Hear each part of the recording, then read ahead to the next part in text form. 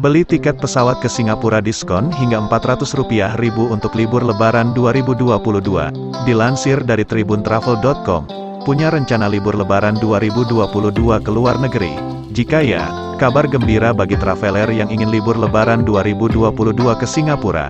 Ada diskon hingga Rp400.000 untuk pembelian tiket pesawat ke Singapura kali ini. Traveler bisa mendapatkan diskon hingga Rp400.000 untuk pembelian di semua platform tiket.com. Ada dua maskapai penerbangan yang disediakan, yakni Garuda Indonesia dan Singapore Airlines. Tertarik untuk libur Lebaran 2022 ke Singapura? Simak informasi penting berikut ini, dari pantauan Tribun Travel di laman resmi tiket.com. Senin, tanggal 25 April tahun 2022, tiket pesawat ke Singapura ini dapat dibeli mulai tanggal 2 hingga tanggal 30 April tahun 2022, dengan periode keberangkatan kapan saja dan minimal transaksi Rp3 juta. Diskon hingga Rp400.000 bisa didapatkan dengan memasukkan kode promo FLIGHTSG. Perlu diketahui bahwa kuota promo terbatas dan hanya dapat digunakan satu kali per hari.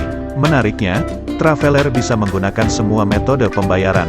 Syarat dan ketentuan berlaku.